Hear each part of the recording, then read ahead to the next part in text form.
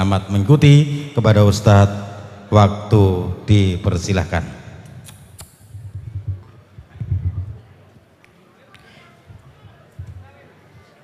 Bismillahirrahmanirrahim. Assalamualaikum warahmatullahi wabarakatuh.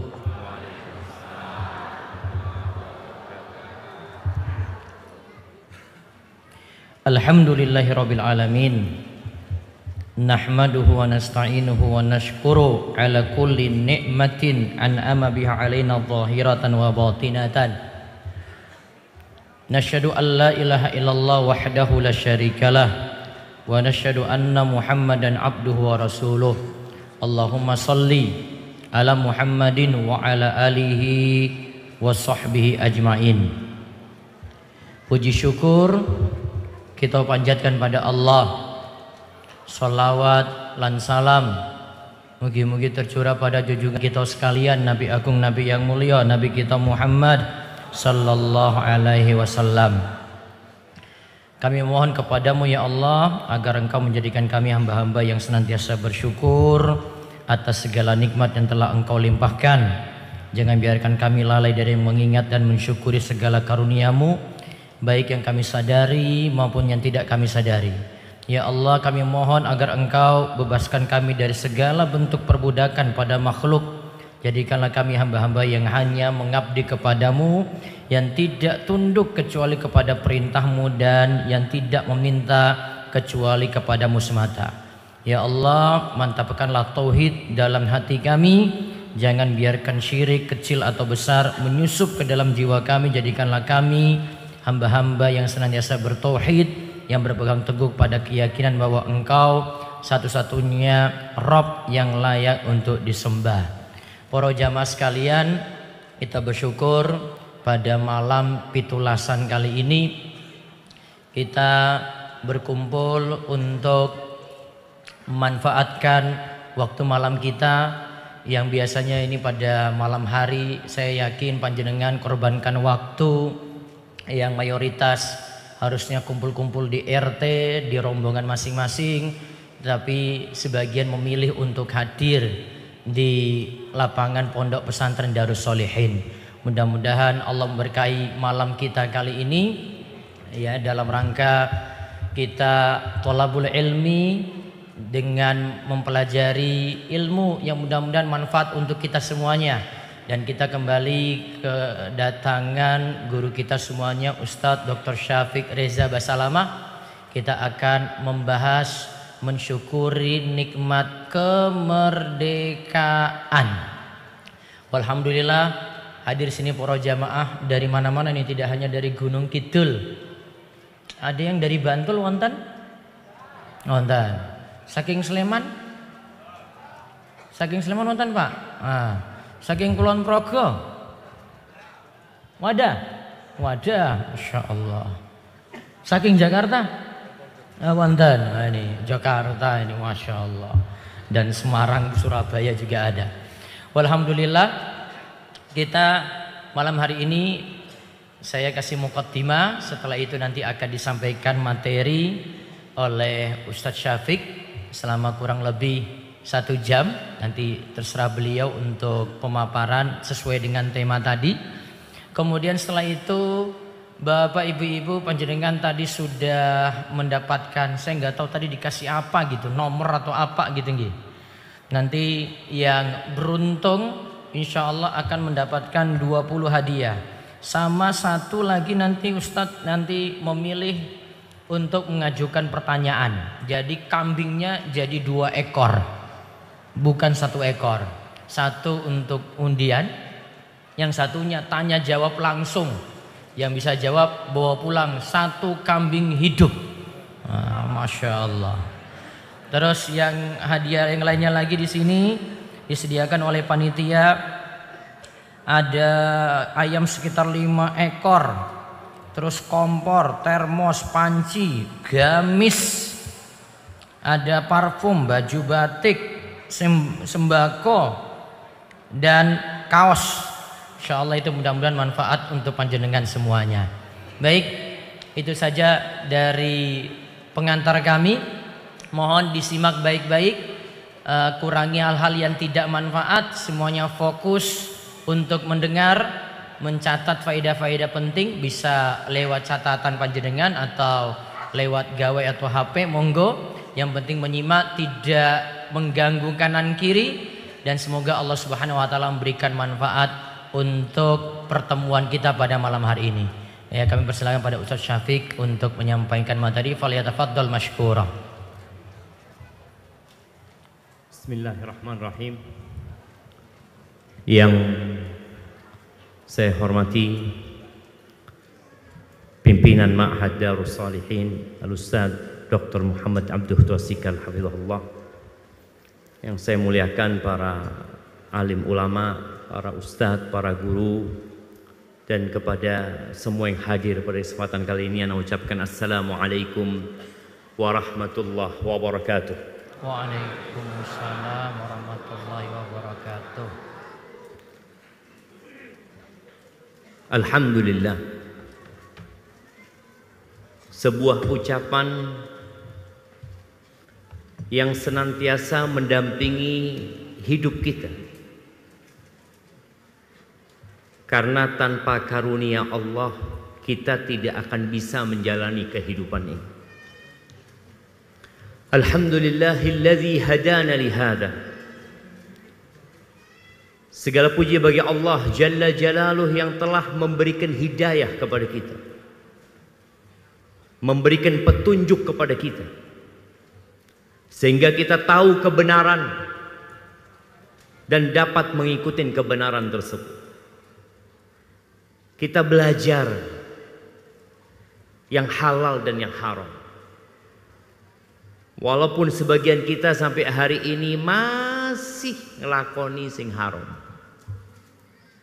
Semoga Allah menyempurnakan hidayahnya buat kita sehingga kita mati husnul khatimah. Allahumma amin.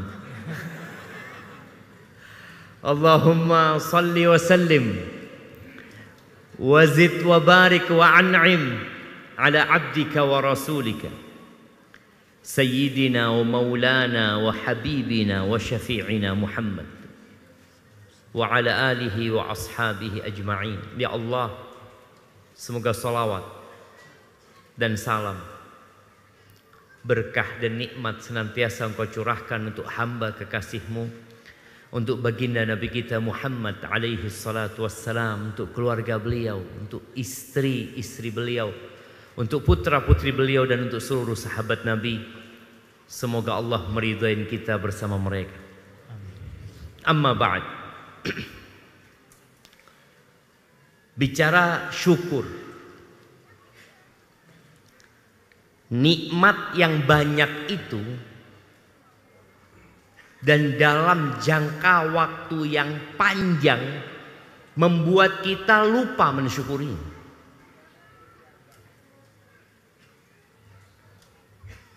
Berapa tahun kita sudah merdeka?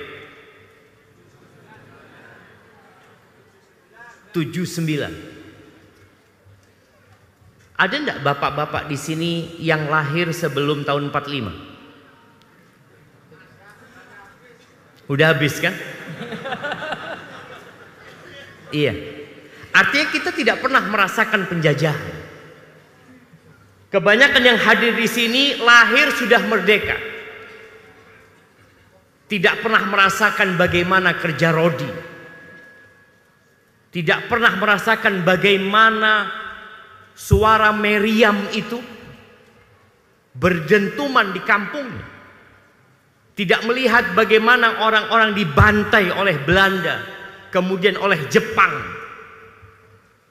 Tidak merasakan bagaimana tokoh-tokoh masyarakat itu diasingkan.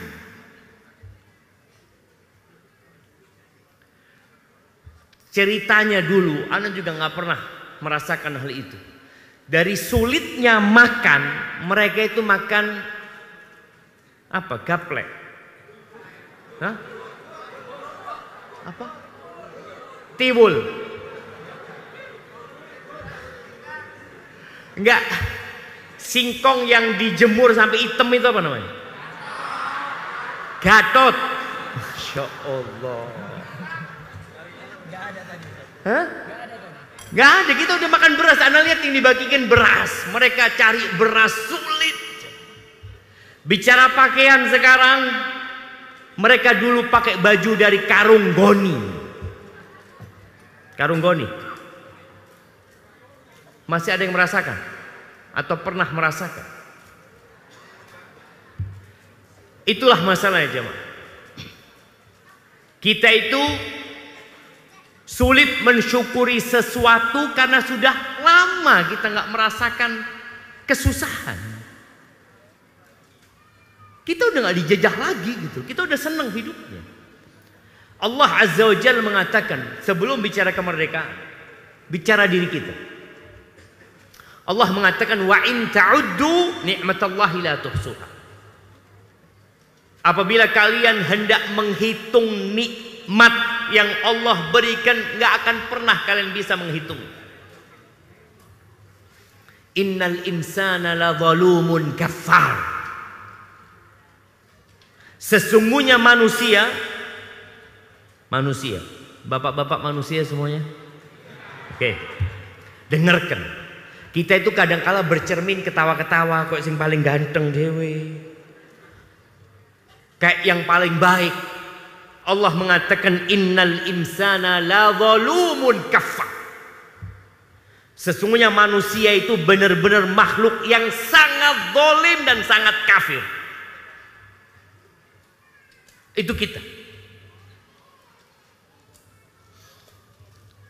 Bapak-bapak, ibu-ibu, pernah enggak bersyukur atas nikmat tangan, dua tangan? Tiap hari dipakai sejak lahir. Kayaknya udah lupa. Sama nikmat ini udah lupa. Seorang syekh cerita tentang ada salah satu orang yang tangannya dipotong, dua-duanya dipotong. Karena kecelakaan atau apa, yang jelas dia akhirnya nggak punya tangan. Biasanya dia kalau ada undangan selalu ada pendampingnya yang dampingi ini ya sudah nyuapin makanan, udah dia nggak bisa, dia nggak punya tangan. Suatu hari dia datang ke satu acara, pendampingnya ini kayaknya ketemu sama sohibnya, sama temennya, akhirnya lupa sama yang didampingi. Subhanallah, dia kepingin ke toilet. Akhirnya ada kerabat dia dimintain tolong, aku mau ke toilet, minta diantar kata dia. Oh iya kata dia. Akhirnya diantar ke toilet. Setelah masuk toilet, orang ini ngomong, engkau masuk ke sini kata dia. Loh, ngapain? Aku nggak bisa buka celanaku. Gak bisa dia buka celananya. Akhirnya dibukakan celananya. Duduk dia di toilet duduk itu.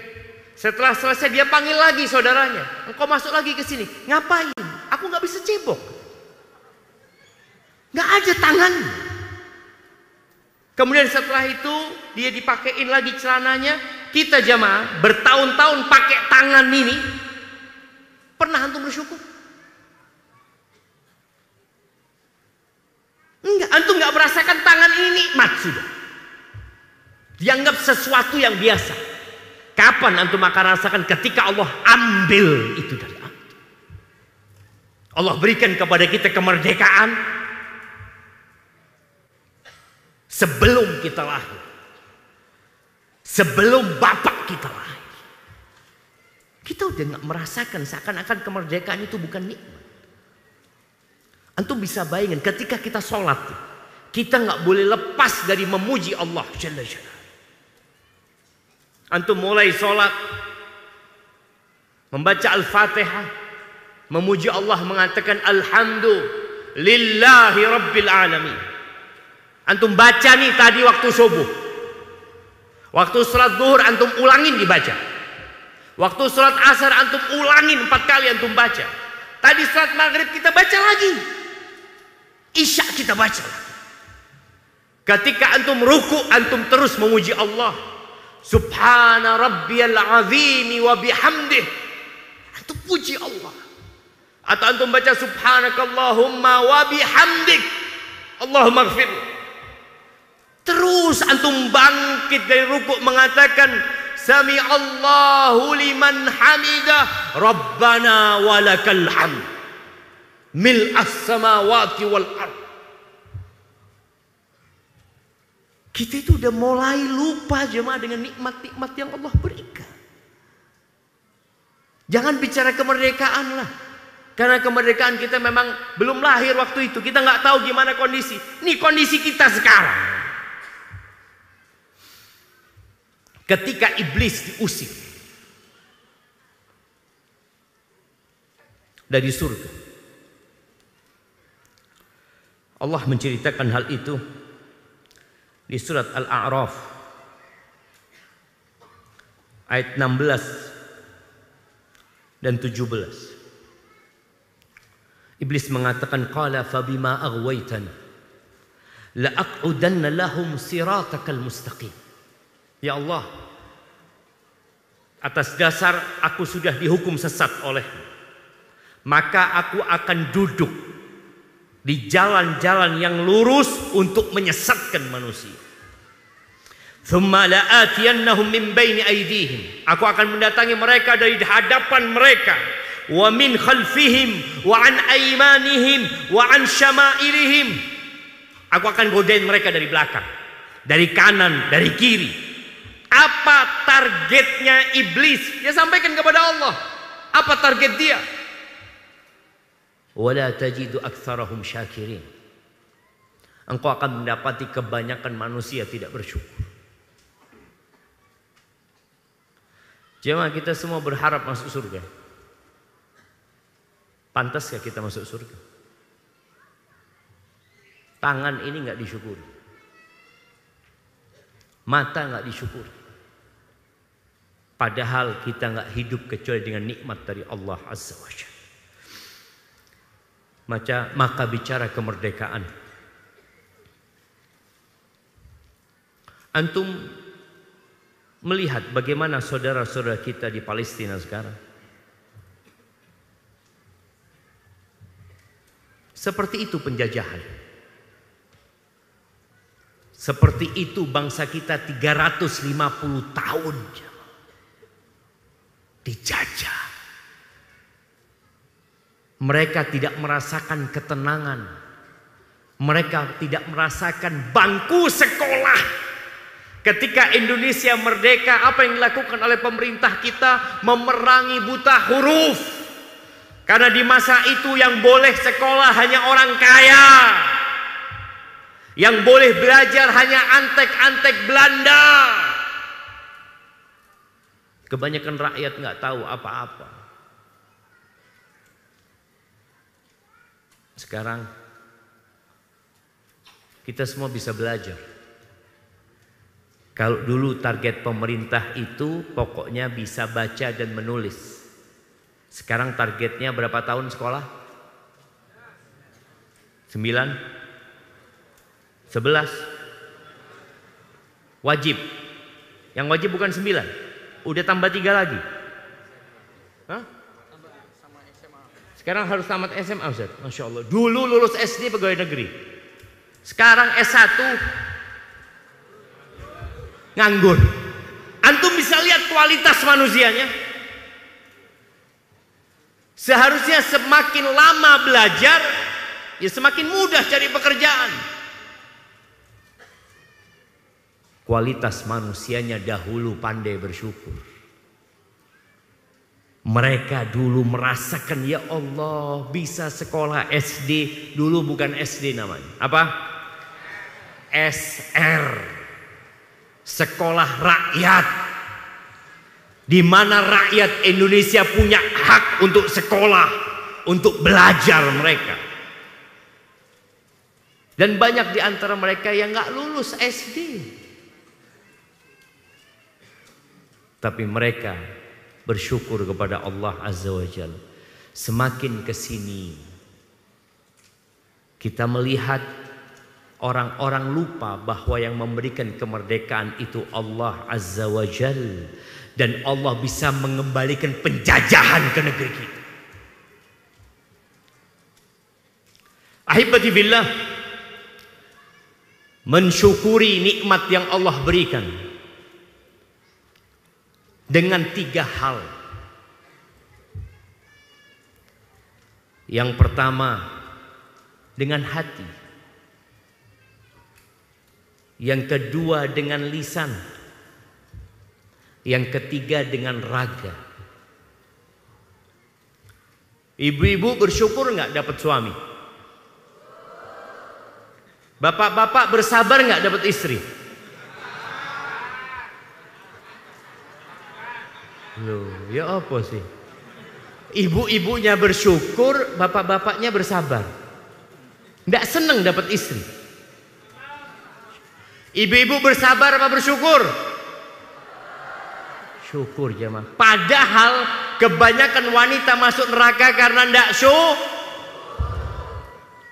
Perempuan itu lebih kuat sabar menghadapi bojo-bojone kayak gini. Tapi bicara syukur sekarang, yang Allah katakan la in syakartum la azidannakum. Apabila kalian bersyukur, aku akan tambah. Wallah jamaah, kalau semua kita berdoa minta sama Allah dan semua permohonan kita Allah kasih, kerajaan Allah tidak akan berkurang sedikit pun. Allah itu maha kaya, Allah itu maha luas nikmat. Wala in kafartum inna azabi la syadid. Tapi kalau kalian kufur, maka sesungguhnya azabku itu keras. Satu dosa Nabi Adam diturunkan dari surga. Satu dosa. Dikasih semua nikmat. Targetnya iblis bagaimana Nabi Adam tidak bersyukur. Yang iblis inginkan bagaimana Nabi Adam melanggar setelah dikasih nikmat sama Allah. Bisa makan apa saja yang berada di surga. Tapi kemudian melanggar. Apa hukumannya? Diturunkan dari surga. Maka kita akan perjelas tentang syukur ini, agar kita benar-benar mensyukuri kemerdekaan kita dan agar Allah tidak ambil itu nikmat dari kita. Yang pertama, kalau bicara syukur dengan hati, Allah berfirman di surat An-Nahl ayat 53. Allah mengatakan wa ma bikum min ni'matin faminallah. Tidak ada satupun nikmat yang ada pada diri kalian melainkan itu dari Allah Azza wa Jalla. Bukan karena usaha kita. Yang pintar karena belajar, enggak. Allah yang kasih kepintaran. Makanya kalau bicara Indonesia merdeka atas apa? Rahmat Allah Azza wa Jalla. Bukan karena usaha dari pahlawan-pahlawan. Bukan karena perjuangan mereka 350 tahun berjuang jamaah. Allah gak kasih. Tapi kemudian Allah berikan itu nikmat. Maka yang harus ada dalam hati kita, meyakini nikmat itu dari Allah Azza wa Jalla. Tumbuhkan di hati kita keyakinan itu. Apapun nikmatnya. Bisa sholat Isya tadi, antum baca apa? Alhamdulillah 33 kali. Alhamdulillah, alhamdulillah, alhamdulillah, alhamdulillah. Nanti antum mau tidur, dianjurkan baca Alhamdulillah 33 kali. Kenapa kok banyak Ustaz? Karena nikmat Allah nggak bisa dihitung dan pujian antum kepada Allah terhitung. Maka hati kita mulai hari ini hilangkan dari perasaan yang namanya berbangga diri dengan usaha, berbangga diri dengan kerja keras. Yang ada ini nikmat murni murni dari Allah Azza wa Jalla. Dan ya, kita perlu sama anak-anak kita juga bercerita sama mereka. Bapaknya mau cerita apa? Bapaknya nggak pernah merasakan penjajahan. Bapaknya juga merasakan yang nikmat-nikmat juga. Baca sejarah rel kereta api yang dari Anyer sampai ke Panarukan, itu 1000 kilo. Itu siapa yang bangun? Belanda. Belanda insinyurnya. Belanda yang nyuruh bangun. Tapi yang bekerja itu nenek moyang kita. Di bawah rel kereta api itu ada banyak jenazah-jenazah mereka yang berjuang. Yang ketika mereka sudah sakit dikuburkan di sana. Kita tinggal melewati. Berapa banyak kita melihat sekarang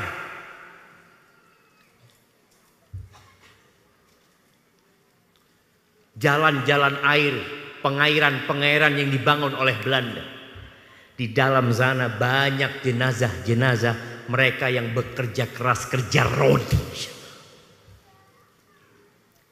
Maka antum ceritakan agar anak-anak kita tahu kemerdekaan ini dari Allah, nak. Allah yang kasih, nak. Kemudian yang kedua, bersyukur itu dengan lisan kita. Hati meyakini bahwa itu nikmat dari Allah. Lisan memuji Allah Jalla Jalaluh. Nabi Sulaiman ketika beliau melihat singgasana Ratu Balqis di hadapannya, apa kata Nabi Sulaiman? Siapa yang ingat? Ada hadiahnya Ustaz yang bisa jawab. Nah, apa kata Nabi Sulaiman ketika melihat singgasana Ratu Balqis ada di hadapan?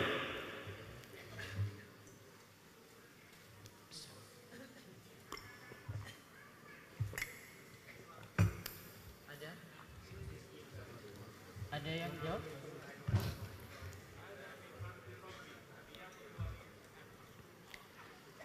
Ashkur am akfur? Barakallahu fikum. Apa artinya? Allahu Akbar. Sering kita ngelihat ya, kasih hadiah Ustaz, Masya Allah. Minyak goreng. Tes. Nanti ambil kambing nanti terakhir. Dikasih kambing? Iya. Masya Allah. Dapat kambing antum sudah jemaah. Hadza min fadli Rabbi. Kayaknya dimatikan memang.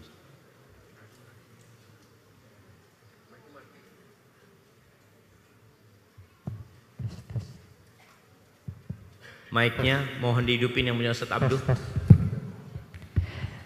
Nanti yang jawab tadi dapat hadiah kambing. Karena yang ini sudah ada. Jadi tadi amanatnya yang jawab pertanyaan Ustaz. Jadi kambing gitu. Masya Allah, Masya Allah. Pas hadza min fadli Rabbi. Hadza min fadli Rabbi. Antum dapat kambing katakan hadza min fadli Rabbi. Bukan karena antum jawab. Masya Allah. Bukan. Karena Allah mau kasih karunia. Boleh jadi antum jawab dikasih kaos tadi sama Ustaz Abdul. Tapi kalau Allah berkehendak, Allah kasih. Hadza min fadli Rabbi. Ini karunia dari Tuhanku. Ini dari karunia Tuhanku. Tujuannya apa kita dikasih karunia? Tujuannya apa kita dikasih nikmat? Liyabluwani. Untuk menguji aku. Itu Nabi Sulaiman. Aashkuru am akfur? Aku mensyukurinya atau aku kufur terhadap nikmat? Itu yang seharusnya memuji Allah dengan lisan. Hati meyakini, muncul di lisannya hadza min fadli Rabbi. Bukan mengatakan, oh iya saya memang pintar Ustaz, saya sudah belajar dari dulu. Jangan seperti Qarun. Sama, Qarun juga berkata dengan lisannya, Ketika Allah berikan nikmat kepada Qarun, harta yang berlimpah ruah, yang sampai kuncinya itu dipikul, kuncinya. Qarun ketika disuruh berbagi, berbuat baik kepada manusia, taat kepada Allah, kata Qarun, innama utituhu ala ilmin indi. Aku nih bisa seperti ini karena ilmu yang diberikan kepada aku. Dia tidak menyebut Allah, dia tidak memuji Allah. Dan jamaah rahimakumullah, kenapa negara-negara di luar sana mau menjajah Indonesia? Karena Indonesia kaya. Portugal datang, Belanda datang, Jepang datang, kita kaya. Cuma kita tidak pandai mensyukuri nikmat yang Allah berikan. Sampai mereka datang ke negeri kita, mereka ambil nikmat-nikmat itu, mereka bawa ke negeri mereka. Apakah kita sudah merdeka? Iya, sudah merdeka kita.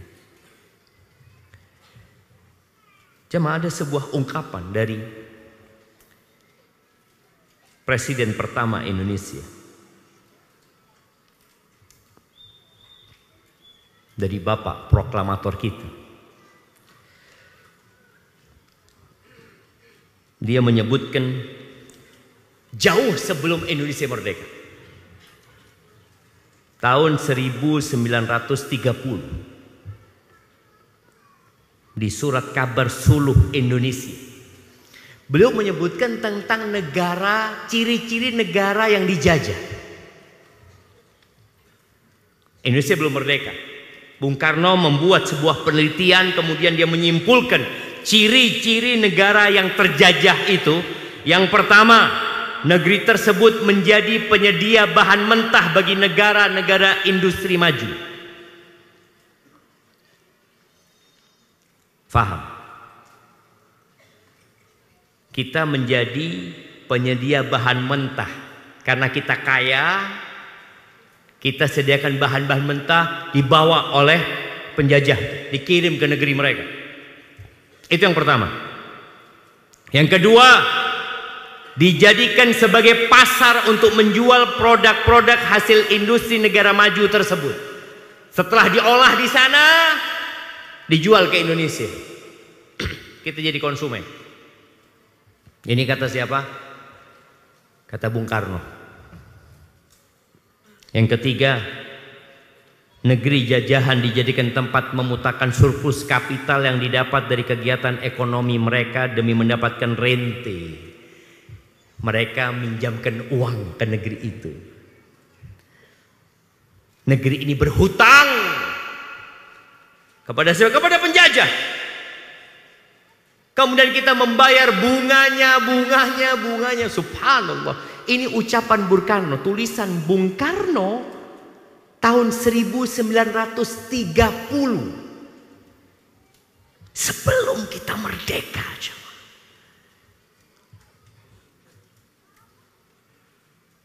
Apakah tanda-tanda itu ada sekarang pada kita?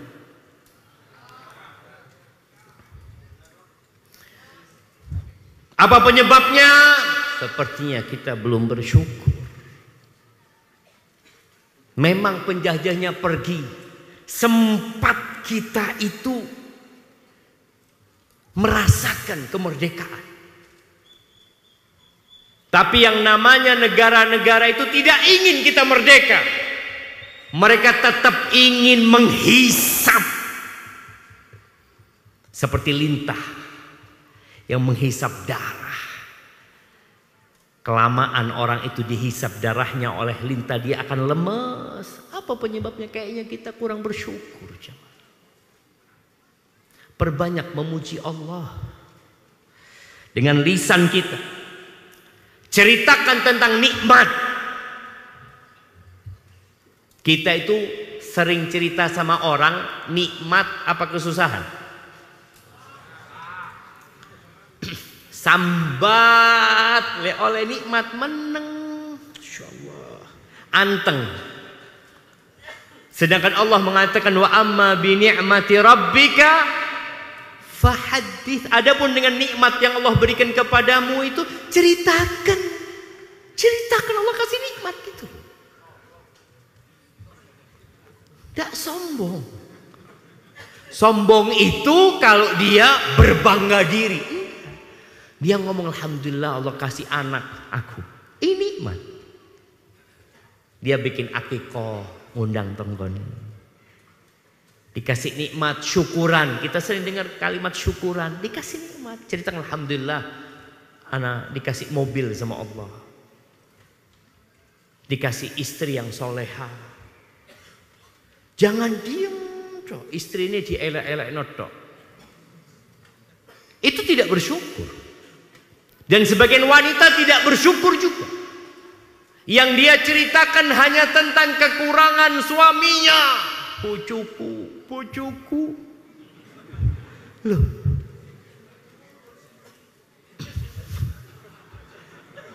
Ceritakan kebaikan. Begitu pula kita ceritakan tentang kebaikan Allah kepada kita. Allah itu maha baik sama aku gitu. Jangan ketika engkau susah saja satu kampung tahu. Sepeda motornya hilang, sak gunung kidul tahu. Waktu dia beli motor nggak ada yang tahu. Sampai orang ngomong, loh hilang. Kapan antum beli motor?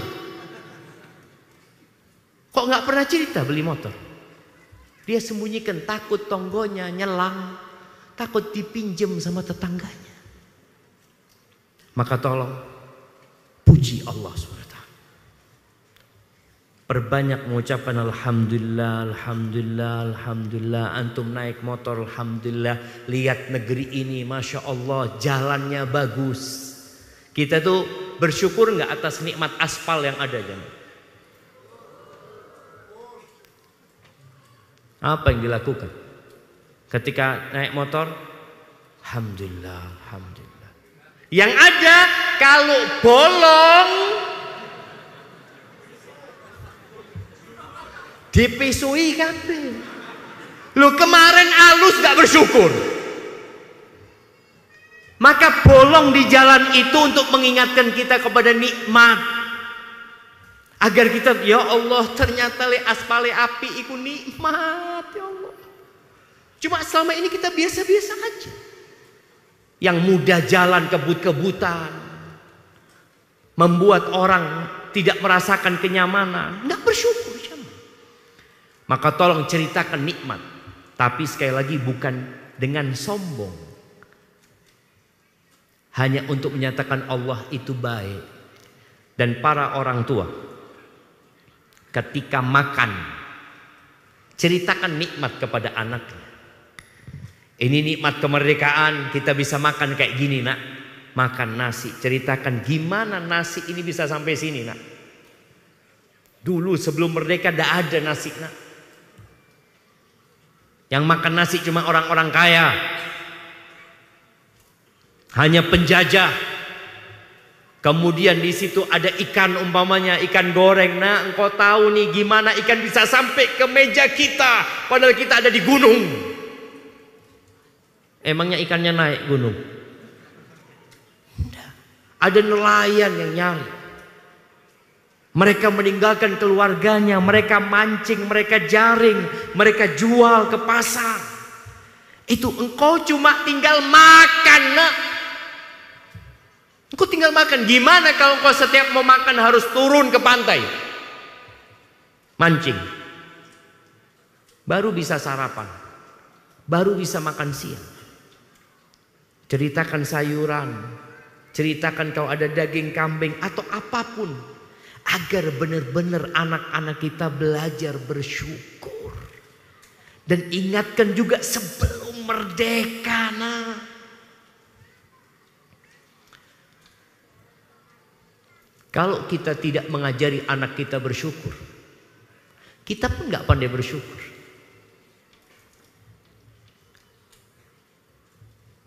Yang ketiga, bersyukur dengan raga kita. Ini yang berat. Kalau cuma meyakini dengan hati, ya sudah kita yakini. Kalau hanya memuji Allah, lisan kita bisa berzikir 100 kali mengatakan Alhamdulillah, Alhamdulillah, Alhamdulillah, Alhamdulillah, Alhamdulillah, Alhamdulillah, Alhamdulillah. Subhanallah wa bihamdi, Subhanallah wa bihamdi, Subhanallah wa bihamdi. Mudah. Tapi yang ketiga, bagaimana nikmat yang Allah berikan itu dijaga dengan raga kita. Menggunakan nikmat itu dalam ketaatan kepada Allah Azza wa Jalla. Allah menciptakan kita untuk mengabdi kepadanya. Wa ma khalaqtul jinna wal insa illa liya'budun. Tidaklah aku ciptakan bangsa jin dan manusia kecuali untuk beribadah kepadaku. Satu tujuan. Udah dikasih kemerdekaan, udah bebas beribadah. Dulu kalau mau berangkat haji susah jamaah, harus izin sama Belanda. Pulang dari haji diawasi sama Belanda. Kenapa dulu jamaah haji itu pakai topi putih? Itu pengawasan dari Belanda menurut beberapa sejarawan, supaya Belanda tahu, oh ini sudah pulang haji. Jangan sampai dia memprovokasi rakyat untuk merdeka. Karena jemaah haji dulu ketika haji belajar di sana di masa sebelum kemerdekaan. Maka ahibati fillah, Allah mengatakan i'malu ala Dawud syukra. Di surat Saba ayat 13 Allah mengatakan i'malu, kalian beramallah dengan raga kalian sebagai bentuk syukur kepada Allah Azza wa Jalla. Jadi syukur itu bukan hanya mengucapkan alhamdulillah, tapi bagaimana nikmat yang Allah berikan itu kita gunakan dalam ketaatan. Rasulullah sallallahu alaihi wasallam 13 tahun hidup di Mekah setelah menjadi Rasul. Ditindas, disiksa, sampai akhirnya Nabi kita Muhammad alaihi salatu wasallam hijrah ke kota Madinah. Ternyata di kota Madinah kondisi ekonomi sulit. Tapi ada nikmat. Ekonomi sulit, apa nikmatnya? Nikmatnya bisa bebas beribadah. Yang awalnya di Mekah nggak bisa bangun masjid, ketika datang ke kota Madinah yang pertama dibangun adalah masjid. Ini sebagai bentuk syukur kepada Allah Azza wa Jalla. Tapi secara ekonomi sulit, terkadang beliau berpuasa berhari-hari karena nggak ada makanan di rumah. Dan ternyata orang-orang musyrikin tetap menyerang kota Madinah, ingin membantai Rasul sallallahu alaihi wasallam dan para sahabatnya. Perjuangan belum selesai, pamannya meninggal dunia, dibelah perutnya, dikeluarkan jantungnya. Sahabat-sahabatnya dimutilasi, dipotong hidungnya, dipotong telinganya. Sallallahu ala nabiyina wasallam. Dan ternyata beliau sholat sampai bengkak kakinya. Kita ini yang sudah dikasih kemerdekaan pernah sholat sampai bengkak kakinya. Yang ada main sepak bola sampai bengkak kakinya. Main voli sampai bengkak tangannya. Ada yang beribadah sampai bengkak kakinya. Aisyah radhiyallahu taala anha heran ketika melihat Nabi alaihi salatu wasallam salat sampai bengkak kakinya. Kata Aisyah radhiyallahu taala anha, "Ya Rasulullah, alaika salatu wassalam ya Rasulullah, atasna'u hadha? Wa qad ghufira laka ma taqaddama min dhanbika wa ma ta'akhkhar." Wahai Rasulullah, engkau melakukan ini, kok bisa lakukan ini? Padahal Allah sudah mengampuni dosamu yang dulu dan yang akan datang. Selesai sudah. Kira-kira bapak-bapak, ibu-ibu, kalau dosanya sudah diampuni, masih sholat? Berhenti sholat. Alhamdulillah, selesai sudah. Supaya kita tahu kita nggak pandai bersyukur.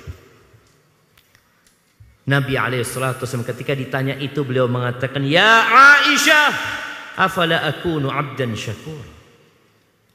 Wahai Aisyah, apa nggak pantas aku menjadi hamba yang bersyukur kepada Allah Azza wa Jalla, yang pandai bersyukur? Karena Allah mengatakan, wa qalilun min ibadiyas syakur, sedikit dari hamba-hambaku yang pandai bersyukur. Jamaah rahimakumullah, dulu ada negeri namanya Sabah. Negeri Sabah ini ada di Yaman. Kita sering mendengarkan ungkapan beberapa ustadz, beberapa ulama, beberapa kiai ketika mereka menyampaikan tentang Indonesia. Mereka mengatakan mudah-mudahan Indonesia menjadi baldatun thayyibatun wa rabbun ghafur. Semoga menjadi negeri yang penuh dengan kebaikan, penuh dengan kemakmuran, penuh dengan kesejahteraan, dan diampuni oleh Allah Azza wa Jalla. Itu Sabah. Baldatun thayyibatun wa rabbun ghafur, itu Sabah. Dan Sabah itu hilang sekarang. Mereka nggak jadi baldatun thayyibah. Yang sebelumnya thayyibah, yang dikatakan kebun-kebunnya indah sekali, jemaah. Kotanya itu nyambung dengan kota-kota lain karena makmurnya. Mereka kalau mau panen itu tinggal naruh keranjang di kepalanya, jalan berjatuhan buah-buahan di sana. Baldatun thayyibatun wa rabbun ghafur.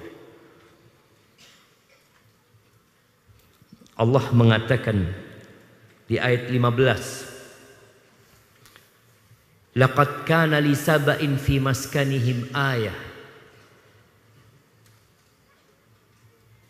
Telah ada tanda kebesaran Allah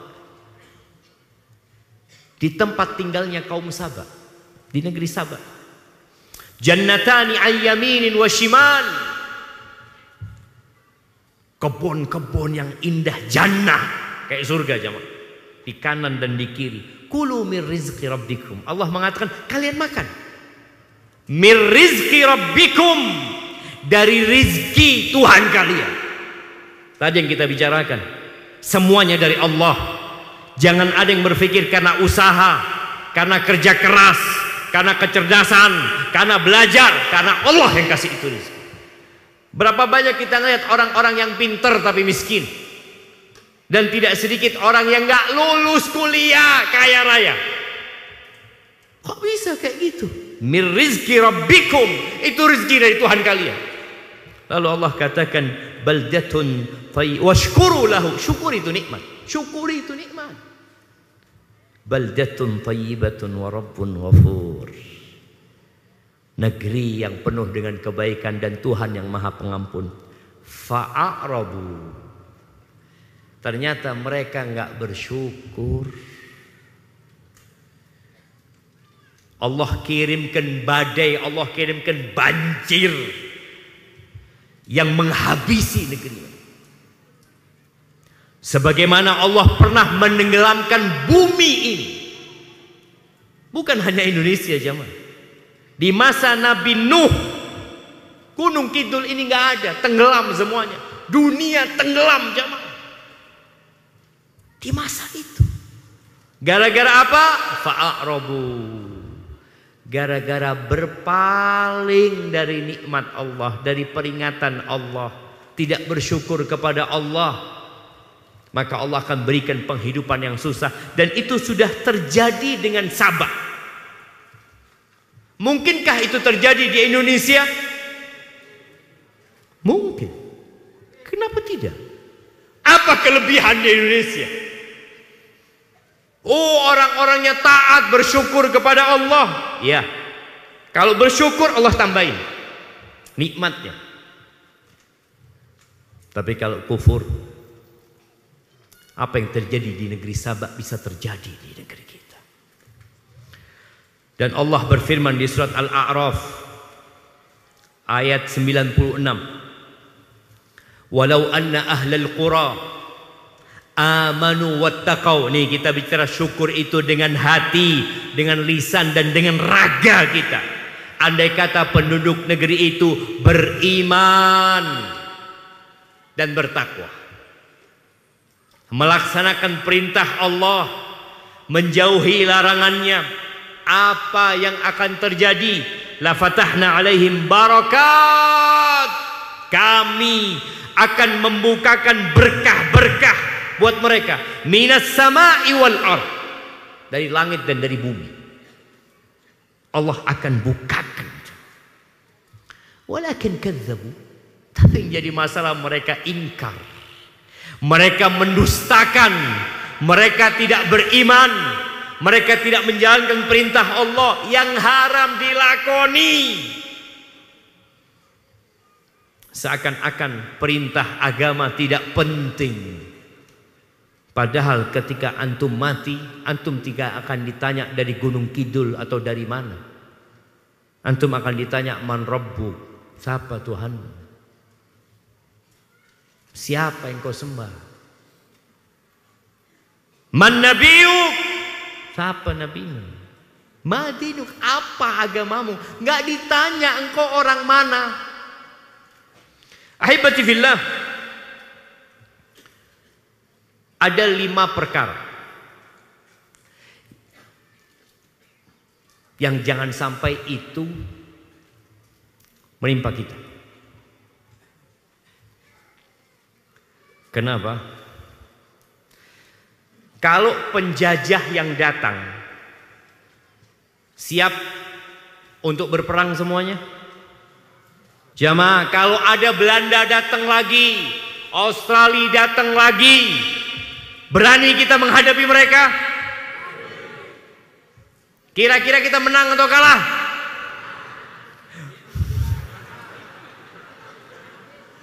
Kalau Amerika datang ke sini, kita lawan. Menang apa kalah? Kok wis kalah tuh jemaah? Menang insya Allah. Menang. Intan surullah yansurkum. Kalau Allah menolong kalau kalian menolong Allah, Allah akan menolong kalian. Kita nggak boleh kabur, kita hadapin sampai titik darah penghabisan. Sebagaimana pahlawan melakukan itu. Tapi kalau kita perang sama Allah, mungkin menang? Nggak mungkin. Rasulullah sallallahu alaihi wasallam mengatakan dalam hadis riwayatkan Ibnu Majah. Beliau mengatakan kepada para sahabatnya, ya ma'syarul muhajirin, wahai kaum muhajirin. Kaum muhajirin ini yang dulu hidup ditindas di Mekah, seperti dijajah mereka di negeri mereka sendiri. Rumah-rumah mereka, usaha-usaha mereka, tapi oleh kaum Quraisy yang musyrik mereka ditindas. Mereka nggak merdeka. Maka kemudian mereka merdeka, hijrah sampai ke kota Madinah. Sudah hidup senang. Tadi walaupun secara ekonomi mengalami kesulitan, Nabi mengingatkan mereka, ya ma'syarul muhajirin, khamsun idabtulitum bihinna wa a'udzu billahi an tudrikuhunna. Ada 5 perkara yang kalau kalian dikasih bala dengan 5 perkara ini, berat hidup kalian. Wa a'udzu billah, dan aku berlindung kepada Allah jangan sampai 5 perkara ini menimpa kalian. Yang pertama, lam tadhharil fahishatu fi qaumin qat hatta yu'linu biha. Tidaklah perbuatan fahisyah. Fahisyah ini perbuatan dosa yang menjijikkan. Seperti zina, homoseksual.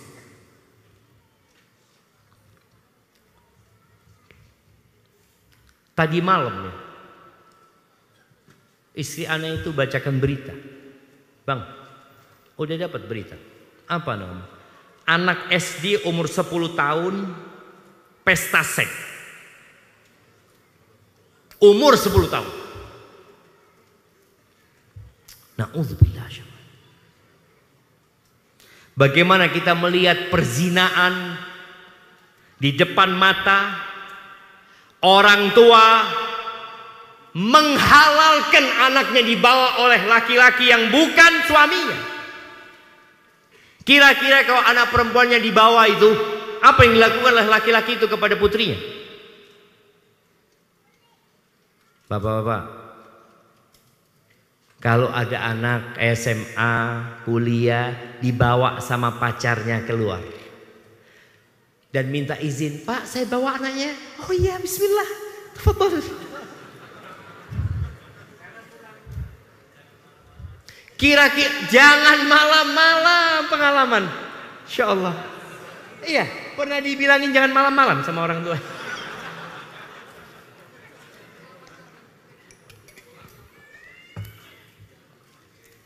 Apa? Kita biarkan. Allah mengatakan wala taqrabuz zina. Jangan mendekati zina. Ternyata kita melepas anak-anak untuk berzina.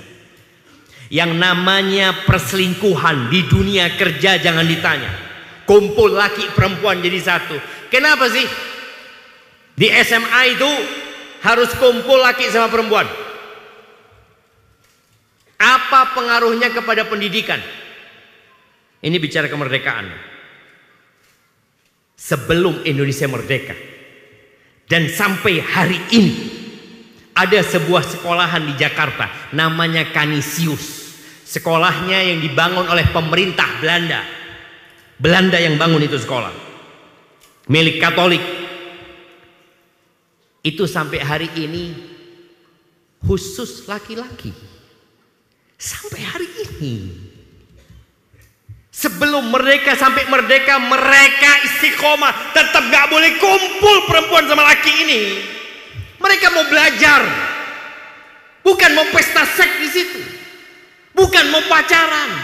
Waktunya belajar untuk membangun negeri. Dan ternyata lulusan dari sekolah itu jadi orang semuanya. Nggak ada yang jadi macan gitu ya. Atau jadi orang. Jadi orang-orang hebat. Karena mereka fokus belajar jamaah. Tapi ketika anak-anak kumpul laki sama perempuan. Maka ini kata Nabi SAW. Kenapa kok dipisahkan sih? Perempuan di belakang, laki di depan. Kan ini kajian Ustaz. Insya Allah hatinya bersih semua. Kalau dikumpulkan nyetrum. Tahu pernah lihat orang kesetrum? Memandang saja. Memandang perempuan yang gak halal untuk dipandang. Itu kata Nabi SAW. An-nadratu sahmun masmum min sihami iblis. Memandang itu anak panah beracun dari anak panahnya iblis. Jadi memandang lewat saja, istrinya tetangga lewat antum pandang. Bagaimana antum memandang istri antum? Kok ayuan bojone tonggo ya? Masya Allah. Makanya rumput tetangga lebih hijau dari rumput sendiri. Padahal tonggoni sama. Ngelihat rumput yang di rumah kita kok luwih hijau ya. Ada syaitan. Makanya Nabi SAW mengatakan tidaklah al-fahisyah, perzinaan, homoseksual, dan na'udzubillah jemaah dengan homoseksual ini. Ada suksesornya, ada da'inya, ada yang mengajak. Na'udzubillah min dzalik. Kenapa kok dilakukan? Ya, agar kemerdekaan itu hilang. Hatta yu'linu bi, sampai mereka ngumumkan, nggak malu mereka berzina. Dulu jamaah, waktu anak SD, anak masih ingat, ada tetangga masjid itu, dia menikah dalam kondisi hamil. Itu jadi omongan satu kampung, jemaah. Mereka semua mencela perbuatan itu. Naudzubillah, kok bisa katanya. Sekarang artis-artis gak punya suami, punya anak. Biasa. Dan di kampung-kampung mereka hamil dari hasil zina. Biasa. Kita tidak lagi mengingkari hal itu. Padahal mengingkari kemungkaran itu wajib, walaupun dengan hati. Gak ada ceritanya, oh wis biasa, apanya ini biasa Ustaz. Oh di kampung biasa, ya namanya anak-anak muda Ustaz. Bayangkan, dianggap biasa. Dan itu yang terjadi. Apa yang akan Allah turunkan? Illa fasya fihimut ta'un wal auja allati lam takun madat fi aslafihim alladhina madha. Allah akan kirimkan kepada mereka penyakit-penyakit, wabah-wabah yang belum pernah ada di umat-umat sebelumnya. Iya, COVID-19. Antum tahu COVID-19? Kita kayak dijajah. Keluar rumah sendiri tidak boleh. Mau ke masjid ditutup masjidnya. Sekolah anak-anak berhenti sekolah. Yang kerja di penerbangan kapalnya nggak boleh terbang. Bayangin kalau kita tetap mengisi kemerdekaan ini dengan kemaksiatan, Allah akan kirimkan itu. Itu yang pertama. Yang kedua, walam yanqusul mikyala wal mizan illa ukhidhu bis sinin wa syiddatil mauna wa jawris sultan alaihim. Tidaklah mereka mengurangi takaran dan timbangan. Penipuan sekarang jamaah, betapa maraknya. Online, tidak online, yang kerja di pasar ngurangin timbangan, yang jualan menipu saudaranya. Kalau itu terjadi dan kita membiarkannya, apa yang terjadi? Allah akan kirimkan kekeringan. Allah kasih paceklik. Allah bikin harga-harga tinggi. Dulu berapa harga beras? 5 tahun yang lalu berapa harga beras? Nah, yang jualan beras. Nah, mana yang jualan beras? Iya, 5 tahun yang lalu berapa harga beras? 8.000. Sekarang berapa? 13. Naik 5.000. Iya. Kemudian harga bensin berapa?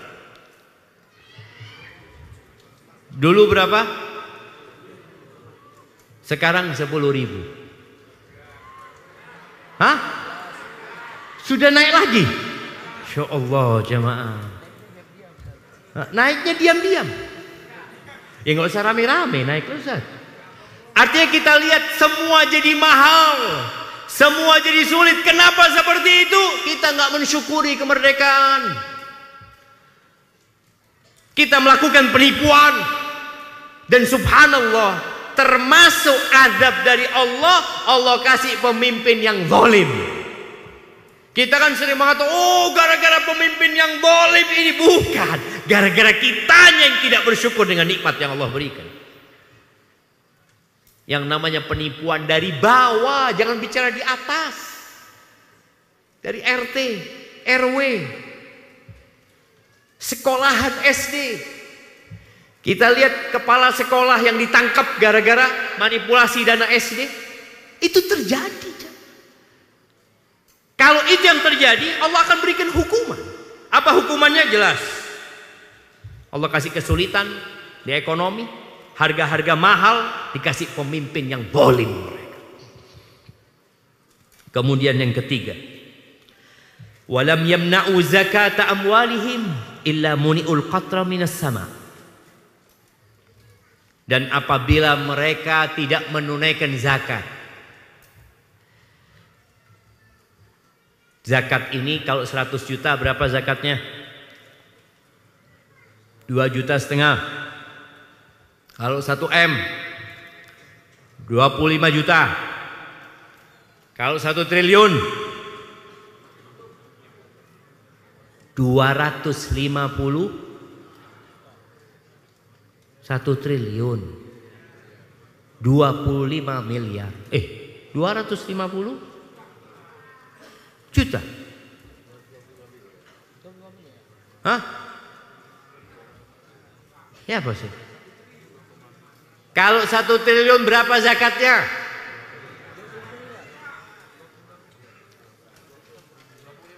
$25 miliar. Kalau duitnya 100 triliun. Kita lihat yang mengeluarkan zakat ini, ya yang uangnya 100 miliar masih mengeluarkan zakat. Yang sudah 10 triliun ke atas ini kadang-kala sulit mengeluarkan zakat. Karena zakatnya banyak. Dan ketika orang itu tidak mengeluarkan zakat, hukumannya apa? Allah akan halangi hujan turun. Kenapa akhir-akhir ini kita melihat musim itu kok nggak karu-karuan? Musim hujan nggak turun hujan, musim seharusnya nggak hujan turun hujan. Ingat, kita kurang bersyukur kepada Allah Azza wa Jalla. Kemudian yang keempat, walam yanqudu ahdallah wa ahda rasulih. Nih, yang bisa menyebabkan penjajah balik ke negeri kita. Dan tidaklah mereka melanggar perjanjian sama Allah dan Rasul. Kita punya perjanjian. Kita hamba Allah Azza wa Jalla. Kita punya ketentuan-ketentuan yang harus kita amalkan. Kalau kita melanggar ini, kita berkhianat, Allah akan kirimkan musuh yang menguasai kita. Sebagian yang dimiliki oleh negeri kita diambil sama musuh. Dan itu sudah terjadi. Maka hendaklah kita introspeksi diri setelah kita merdeka.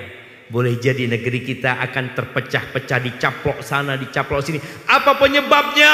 Kita nggak bersyukur atas nikmat kemerdekaan. Kita nggak bertakwa kepada Allah Azza wa Jalla. Kalau musuh datang kita bisa menghadapi. Tapi kalau musuh itu hukuman dari Allah, selesai. Dan yang terakhir, yang kelima, wa ma lam tahkum a'immatuhum bi kitabillah wa yatakhayyaru mimma anzalallah illa ja'alallahu ba'sahum bainahum. Dan tidaklah pemimpin-pemimpinnya meninggalkan berhukum dengan kitabullah, tidak mengambil aturan dan hukum dari sana yang Allah sudah tetapkan untuk maslahat manusia. Mereka maunya sendiri. Apa yang terjadi? Allah jadikan mereka berpecah belah. Mereka berantem di antara mereka sendiri. Kita niki bineka tunggal ika. Kita beragam. Ketika kita meninggalkan aturan-aturan Sang Pencipta, maka yang akan terjadi peperangan saudara. Na'udzubillah min dzalik. Ahibati fillah. Setiap sholat, sebelum engkau salam atau sesudah salam, jangan lupa untuk membaca Allahumma a'inni ala dzikrika wa syukrika wa husni ibadatik. Ajarin anaknya, baca artinya, ya Allah bantulah aku ya Allah untuk dapat berzikir mengingatmu, bersyukur atas nikmat yang engkau berikan kepada kami, dan agar beribadah yang baik. Barakallahu fiik. Aqulu qawli hadza wa astaghfirullah li wa lakum wa lisairil mu'minin wal mu'minat fastaghfiruhu innahu huwal ghafurur rahim. Ana kembalikan ke Ustaz Abduh. Barakallahu fiik.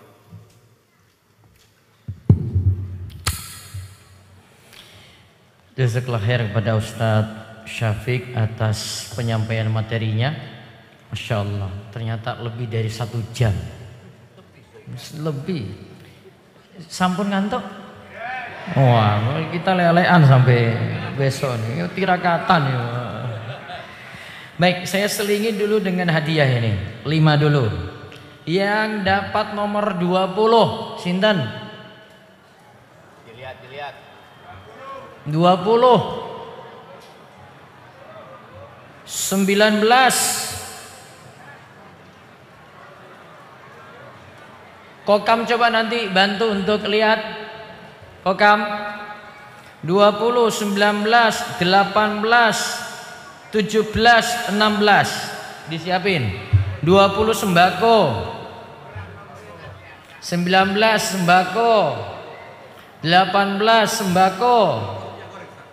Sembako yo beras, minyak goreng piye. 17 daster, 16 sembako. Ada tulisannya? Ada? Ngacung? Bapak nggak ada, Pak? Wonten, Pak? Mboten. Ada? Nomor berapa? Nomor berapa? Hah? 17 apa? Daster. Alhamdulillah. Suami dapat daster, kasih daster. Daster.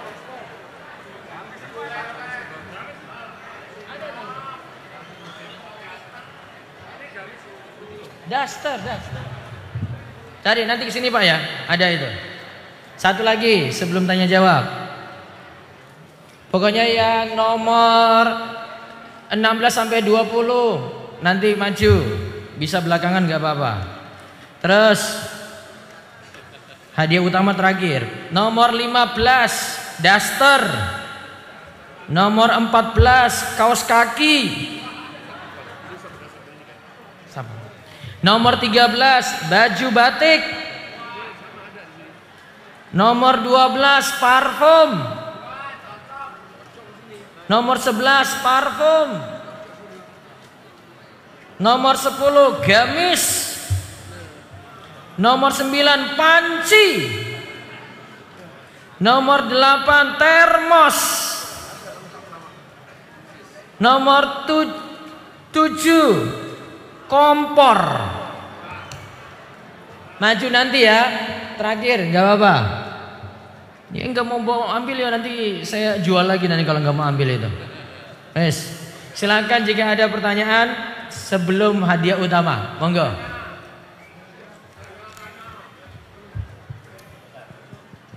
Baik, 1, 2,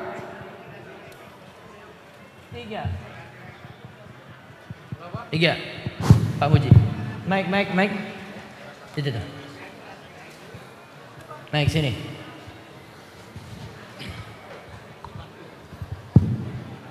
Tinggi Pak. Ini mic sini. Oke. Ibu-ibu tenang. Masih ada hadiah utama. Assalamualaikum warahmatullahi wabarakatuh. Waalaikumsalam warahmatullahi wabarakatuh. Alhamdulillah yang dimuliakan Allah, Ustadz Syafiq. Pada kesempatan yang bahagia ini kami ingin bertanya. Yang pertama, bahwa Ustadz Syafiq sering mendapatkan fitnah secara personal. Mendapatkan fitnah. Kemudian yang kedua, fitnah juga berlaku kepada kelompok-kelompok kita, umat Islam. Kemudian yang ketiga, fitnah secara menyeluruh terhadap Islam itu sendiri. Bagaimana kita menyikapi dan menghadapi fitnah-fitnah tersebut? Terima kasih Ustaz. Assalamualaikum warahmatullahi wabarakatuh. Waalaikumsalam warahmatullahi wabarakatuh. Naam. Subhanallah jamaah. Allah itu berfirman, "Wa ja'alna ba'dakum li ba'din fitnah."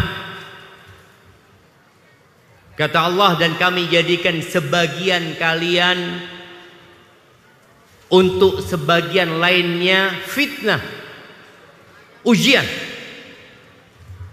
Apa poinnya? Atasbirun, sabar apa enggak?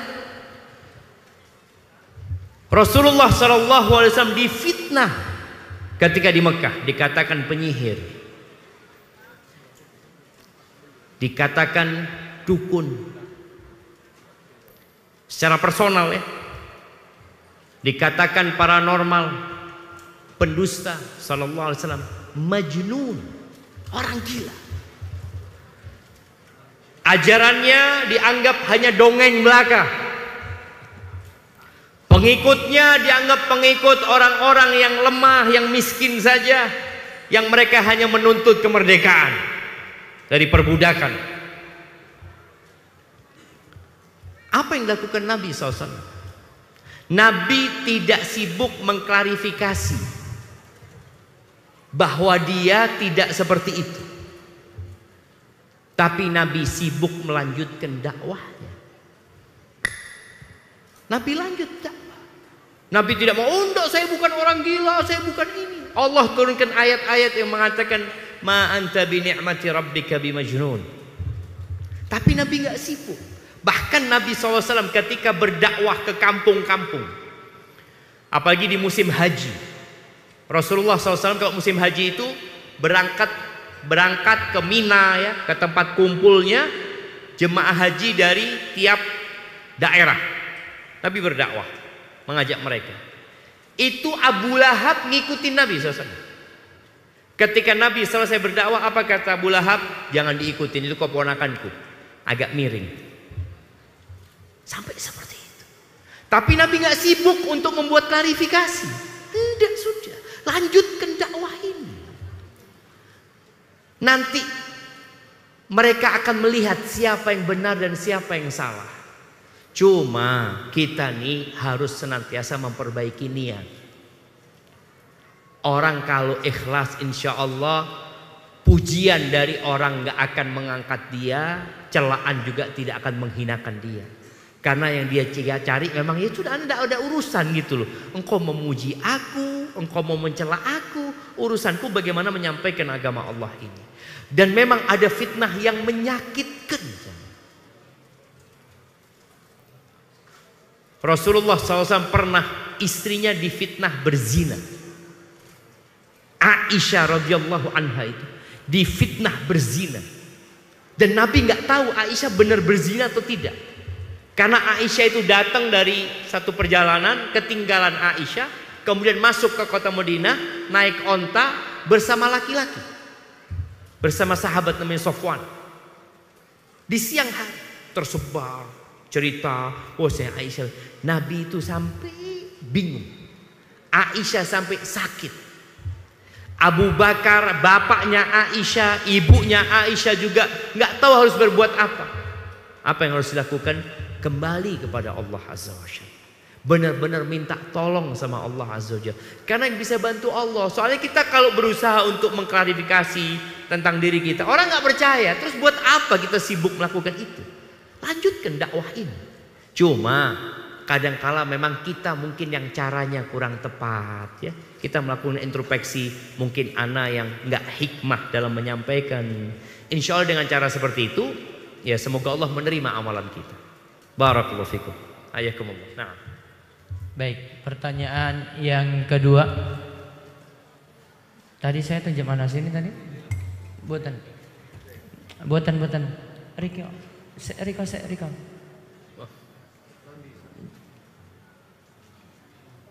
Enggak, tadi saya tunjuk mana? Itu beliau. Nggih, monggo. Baik. Assalamualaikum warahmatullahi wabarakatuh. Waalaikumsalam warahmatullahi wabarakatuh. Terima kasih atas waktunya Ustadz. Karena pada malam hari ini kita hadir dalam pengajian ini dalam rangka untuk memperingati hari kemerdekaan sekaligus dalam rangka untuk mensyukuri nikmat Allah.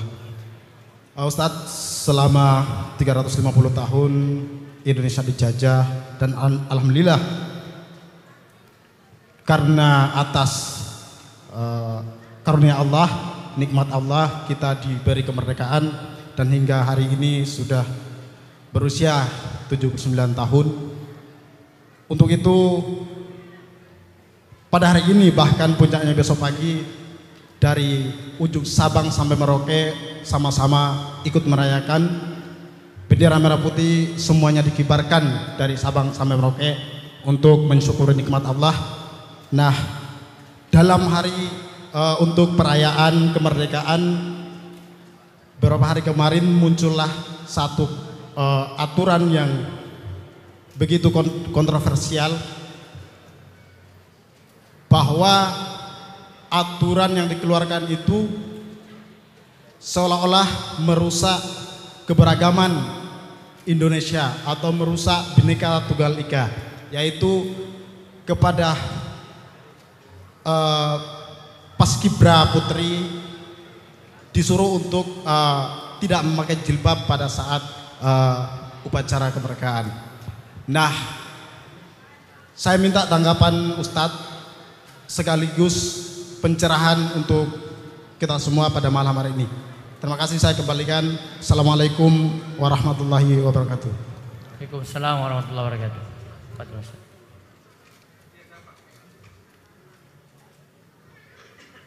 Bismillah. Barakallahu fiik. Ahibbati fillah. Kalau ana ingin menanggapi dari sisi hikmah sebenarnya. Karena alhamdulillah Majelis Ulama Indonesia juga sudah memberikan tanggapan. Berbagai macam ormas Islam juga sudah menunjukkan sikapnya, dan kita tahulah bahwasanya yang dilakukan memang sebenarnya bertentangan dengan konstitusi sendiri, bertentangan dengan tadi keberagaman yang ada di Indonesia. Ada hikmah sebenarnya kalau anda lihat. Tahun 89 nggak ada emak-emak pakai jilbab kayak gini. Bahkan istri-istri tokoh agama pun tidak berjilbab. Kalau kita ngelihat foto-foto zaman dulu ya, foto-foto yang masih hitam putih setelah kita merdeka, jilbab itu belum ada. Sedikit sekali yang pakai jilbab. Tahun 89 300 siswi SMA, mudah-mudahan anda nggak salah atau sama kuliah ya, itu dikeluarkan dari sekolah karena mereka berjilbab. Alasannya sama dengan alasan yang dibuat di Paskibraka. Sama. Mereka mengatakan bahwa sekolah sudah punya seragam, jadi anak-anak ya harus ikut seragam sekolah. Padahal kepala sekolahnya muslim, menteri pendidikannya muslim, presidennya muslim, wakil presidennya muslim. Tapi memang Allah kalau ingin sebuah kemuliaan itu diangkat, maka Allah jadikan sebab-sebabnya. Sejak tahun itu ribut akhirnya, sampai ada sebuah buku judulnya kalau saya Revolusi Jilbab ya. Semuanya menuntut ini kebebasan gitu. Kita ini Pancasilanya ketuhanan yang Maha Esa. Kemudian semua orang punya kebebasan, dijamin kebebasan. Ini namanya orang merdeka gitu. Dijamin kebebasan dia untuk menjalankan agama mereka sesuai dengan keyakinan masing-masing. Dan alhamdulillah sejak kejadian itu akhirnya jilbab itu mulai orang-orang tahu ternyata jilbab ini kewajiban. Jilbab ini bukan seragam sekolah. Jilbab ini bukan seragam pengajian. Tapi jilbab ini adalah pakaian muslimah. Dan insya Allah setelah kejadian ini, harapan kita kembali umat Islam itu menyegarkan ingatannya bahwa mereka harus kembali menyebarkan jilbab. Karena jilbab yang sekarang mungkin banyak orang pakai jilbab tapi beragamanya belum baik ya. Mudah-mudahan dengan kejadian ini umat Islam semua bangkit untuk kembali kepada agamanya. Barakallahu fikum. Itu mungkin kalau bicara tanggapan ana. Kalau tanggapan secara hukum insya Allah sudah para ulama sudah memberikan tanggapannya. Tapi kita ambil hikmahnya ya. Kita ambil hikmahnya, dan para orang tua juga perlu mengkaji kembali. Kenapa sih muslimah harus pakai jilbab? Apa tujuannya? tujuannya demi menjaga kemerdekaan para wanita. Tujuannya agar para wanita tidak dieksploitasi kecantikannya, tidak dieksploitasi tubuhnya, dijual hanya untuk kesenangan kaum laki-laki. Antum lihat iklannya mobil, siapa di sampingnya? Perempuan. Iklannya rokok, yang menjajakan rokok itu siapa? Yang beli, yang menjajah. Ada yang kita lihat iklannya kulkas, siapa di sampingnya? Perempuan. Makanya perempuan kalau daftar kerja itu syaratnya apa? Good looking, harus enak dipandang, karena memang dia mau dijual untuk dipandang, untuk dilihat. Seorang wanita itu dihargai karena keterampilannya, karena keahliannya, bukan dia menjual dirinya. Semoga apa yang terjadi ada hikmah buat kita semuanya. Hadza wallahu a'lam. Baik, satu lagi terakhir ya, nggih, Takmir.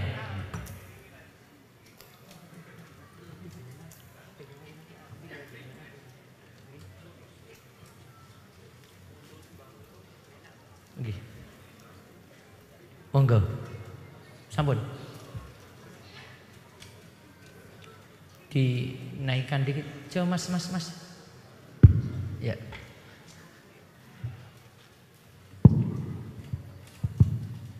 Assalamualaikum warahmatullahi wabarakatuh. Waalaikumsalam warahmatullahi wabarakatuh. Ketika hari kemerdekaan itu banyak sekali yang merayakan. Yang ingin saya tanyakan tentang apa syarat merayakan perlombaan itu diadakan di masyarakat. Demikian yang saya tanyakan. Assalamualaikum warahmatullahi wabarakatuh. Waalaikumsalam. Nah, jamaah. Ya, berkaitan dengan lomba-lomba yang diadakan demi memeriahkan acara kemerdekaannya, maka seharusnya semua kembali kepada agama Allah Azza wa Jalla. Ada perlombaan yang sebenarnya hanya akan mendatangkan murka Allah. Ada perlombaan mungkin yang boleh-boleh saja. Ada perlombaan yang haram. Ada perlombaan-perlombaan yang memang di situ ada unsur kebaikan. Seperti perlombaan membaca Al-Quran, menghafal Al-Quran. Kalau dulu perlombaan yang diperbolehkan, bahkan disyariatkan ya. Perlombaan memanah umpamanya. Sesuatu yang menumbuhkan keahlian untuk menghadapi menjajah sebenarnya. Bukan perlombaan yang hanya untuk ketawa ketiwi. Kan kita lihat kebanyakan perlombaan itu ya tidak menambah kepintaran orang, tidak menambah ilmu seseorang, tidak menambah kekuatan fisik seseorang ya. Maka itu yang mungkin perlu diperhatikan. Adapun bicara